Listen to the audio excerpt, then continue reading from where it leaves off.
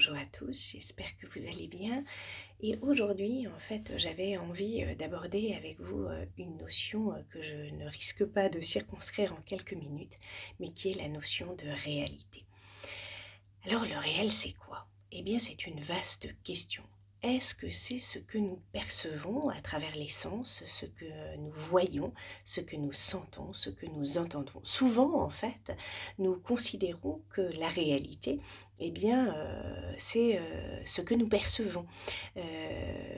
Souvent, dans le cabinet, nous avons des gens, en fait, enfin, j'ai des gens plutôt, qui viennent me parler de la réalité de ce qu'ils vivent et parfois c'est une réalité douloureuse. Et je ne remets pas ça en question, bien entendu, puisque c'est leur réalité. Mais alors le réel, c'est quoi? Eh bien, d'après Platon, ce que nous vivons, vous et moi, ça n'est qu'une illusion. Ce n'est pas du tout la réalité, cela appartient au monde des apparences. Alors ce monde des apparences, c'est un petit peu, ce qu'il explique dans l'allégorie de la caverne. Il correspond au fait que, nous serions comme, des hommes dans une caverne qui voyons, des géants, se balader dans la caverne et nous en avons peur. Or ces géants, en fait, ne sont, que les ombres projetées de nos propres corps et donc, nous nous, tromperions, fortement sur, la réalité et sur notre réalité. Finalement, ce à quoi nous avons accès, eh bien, ce n'est pas la réalité, ça n'est peut-être, d'ailleurs, à mon sens, qu'une partie du réel. Mais alors le réel, dans ce cas-là, c'est quoi? Eh bien, peut-être que le réel, ce serait, ce qui résiste quand on a cessé d'y croire. C'est-à-dire que ce serait, au-delà de nos croyances, heu, ce qui tient. Si bien que, le réel, eh bien, il pourrait, s'apparenter d'une certaine manière à ce que, Einstein, appelle, la vérité objective. Alors il a écrit, un texte, dans lequel avec Infeld, dans lequel, il compare en fait, la connaissance et la vérité objective au mécanisme d'une montre fermée.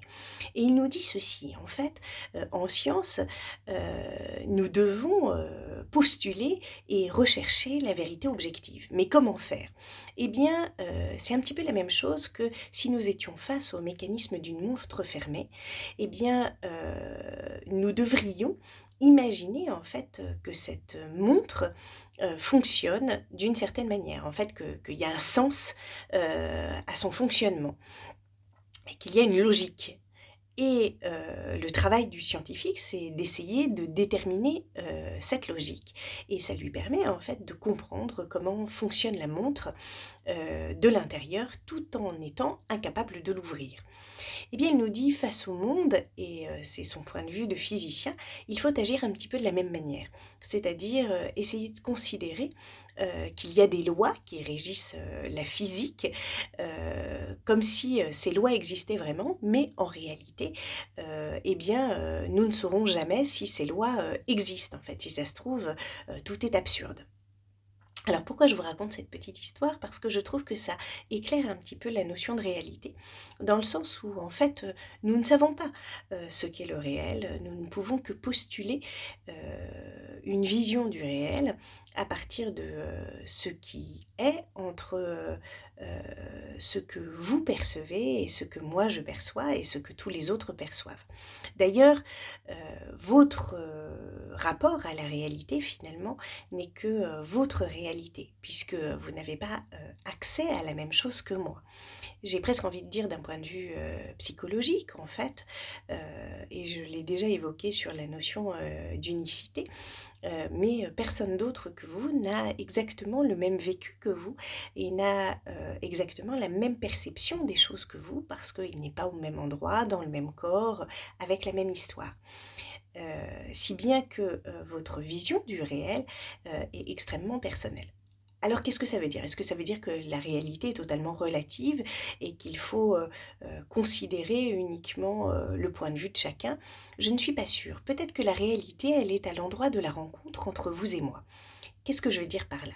Eh bien, votre perception du monde et la mienne est absolument différentes. Mais il y a des endroits où nous pouvons nous rencontrer. C'est un petit peu ce que nous dit Rimbaud lorsqu'il dit je est un autre.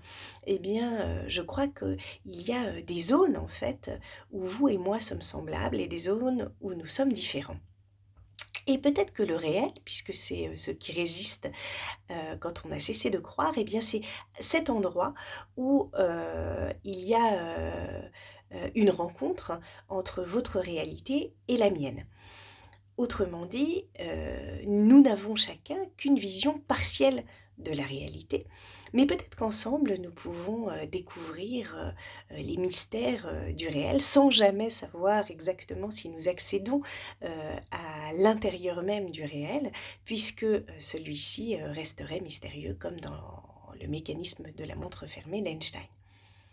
Autre petite idée que j'avais envie de vous soumettre par rapport à cette notion de réalité et cette notion de rencontre à l'endroit où vous et moi nous nous rencontrons, c'est l'idée selon laquelle, d'une certaine manière, eh bien, la réalité, en fait, puisque nous n'en avons qu'un accès partiel, elle nous dépasse.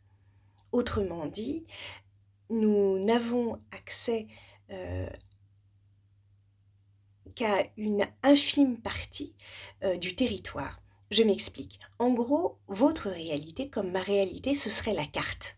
D'accord? Un petit peu comme des explorateurs, en fait, qui iraient explorer un paysage particulier qui se nommerait réalité. Ok, nous partons avec une carte et nous allons chercher différentes choses dans cette carte. Nous allons aller de ville en ville, de paysage en paysage. Mais peut-être que le territoire est bien plus vaste. Hein, un petit peu comme si nous étions ces explorateurs de la Renaissance, en fait, de la période humaniste, qui partaient en mer et puis qui pensaient découvrir l'Inde en prenant leur bateau et en naviguant sur l'océan Atlantique et qui en fait se trouvaient vers un autre territoire, ce fameux territoire des Amériques. Eh bien, en fait, la carte de départ nous indiquait quelque chose, nous indiquait une réalité partielle, bien entendu, et le territoire est bien plus vaste que celui-là, que ce que nous croyons, en fait. Et je crois que si nous envisageons la réalité de cette manière, eh bien, nous pouvons rester curieux et nous intéresser à toutes les autres possibilités qui existent. Alors cela ne veut pas dire que nous devons rêver notre réalité et confondre le rêve et la réalité, bien entendu. Cela veut juste dire que c'est intéressant de rester ouvert. Enfin, j'aurais envie de terminer un petit peu ce discours avec une réflexion spinoziste, en fait, qui nous parle du réel et de la liberté. Spinoza nous dit ceci, en fait, il nous dit que nous ne sommes pas libres, que nous croyons l'être, mais nous ne le sommes pas, en fait, nous sommes déterminés par les circonstances. En revanche, notre propre liberté réside dans le fait de savoir que nous ne sommes pas libres. C'est-à-dire que nous ne pouvons pas faire plier le réel, nous ne pouvons pas faire que nous ne soyons pas enfermés en ce moment. En revanche, la façon dont nous vivons les choses vis-à-vis du réel nous crée une nouvelle réalité et change en fait les données de la carte que nous avons. Vis-à-vis du territoire en fait que nous explorons, nous pouvons modifier la carte et la transformer et choisir ensuite le chemin que nous voulons emprunter. Voilà, j'avais envie de vous partager ça, alors j'espère que c'est pas trop fouillis dans ma réalité du moment. Et je vous souhaite une excellente journée. Et puis si vous avez envie de partager cette vidéo, surtout n'hésitez pas. Et rappelez-vous, en fait, la carte n'est pas le territoire. Le réel est bien plus vaste que ce que nous croyons et les possibilités de qui nous sommes aussi. Je vous embrasse et je vous dis à bientôt. Au revoir.